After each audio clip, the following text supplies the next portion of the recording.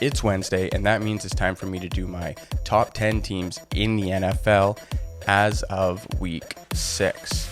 So, number 10, I've got the Tampa Bay Buccaneers, who are coming off a loss to the Pittsburgh Steelers, the Mitchell Trubisky Pittsburgh Steelers, but they are still getting healthy, and the receivers are coming back, and that O-line will hopefully get healthier. Defense has been playing well, and they do play the Carolina Panthers next week, so that'll be a get-right game for the offense.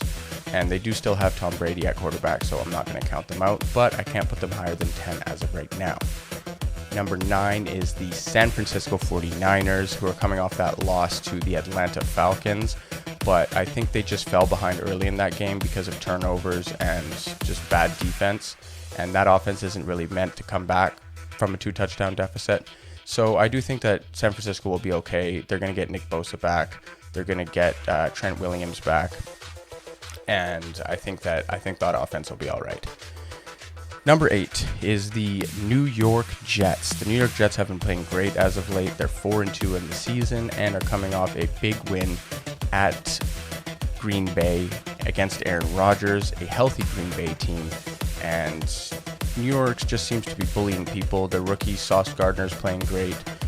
The running back Breece Hall is playing great. Quinnen Williams is playing great. That whole team has really stepped up.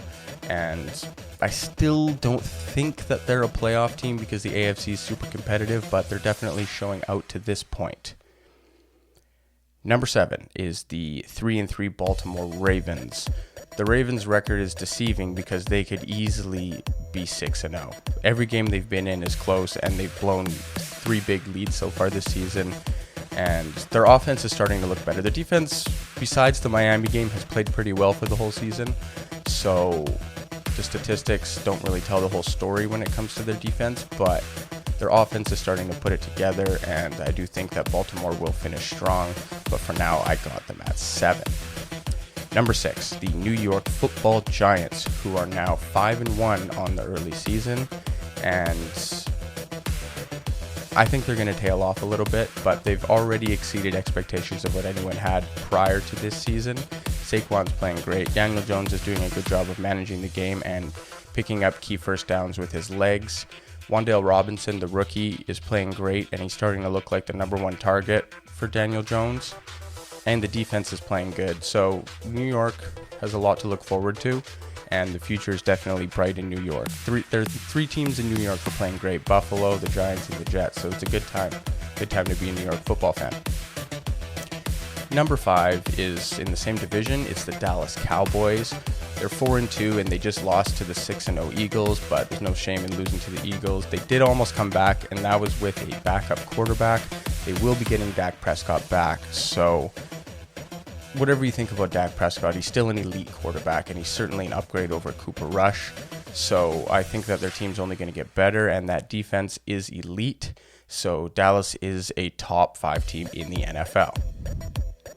Number 4 is the Minnesota Vikings, who are now 5-1 on the season, and they have been playing great, and their only loss is to, again, the Philadelphia Eagles, so no shame in that.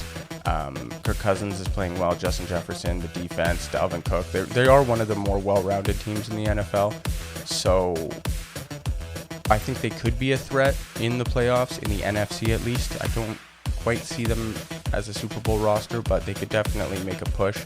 They're going to win their division. Green Bay's in shambles, and the Lions and Bears are rebuilding, so I don't think that Minnesota's going to have any problem winning that division. So look forward to seeing them. Number 3 is last week's number 1. It's the Kansas City Chiefs. They fell to Buffalo at home, 24-20 this week. So they did regress a little bit, but I do still think this is a top 3 team, certainly a Super Bowl team, and Patrick Mahomes has been playing great. He did have the 2 interceptions last week, which are kind of ugly, including the one on the potentially game-winning drive. So they are still Kansas City, though, and you can't count them out of any game. So for now, I'm going to have them at 3. Number 2 is the Philadelphia Eagles, who are now 6-0 on the season, and if you look at their schedule, they have potential to win a lot of games. They could end up winning 14, 15 games this year because their toughest competition for the rest of the way comes from their own division with the Cowboys and the Giants. So their record may be a bit inflated by the end of the year, but I do still think that Philly is the most complete team in the NFL. Offense, defense, special teams, they're playing really well, and Jalen Hurts is looking like an MVP candidate this year for sure. And number 1 is the Buffalo Bills. They knocked off Kansas City this week on the road. Josh Allen is playing like an MVP. Their safeties are coming back. The defense is playing well. The only thing that they're really lacking is a run game. We've got the best 1-2 punch, maybe outside of Tyreek Hill and Jalen Waddle in the league. So it doesn't look like anyone's can stop Buffalo in the regular season. They did avenge their playoff loss, but it is still the regular season, so we'll see what happens in the playoffs. And I think Buffalo and Kansas City are definitely on a collision course for the end of the year at some point. Hopefully it's in the conference finals this year. And yeah, so those are my top 10.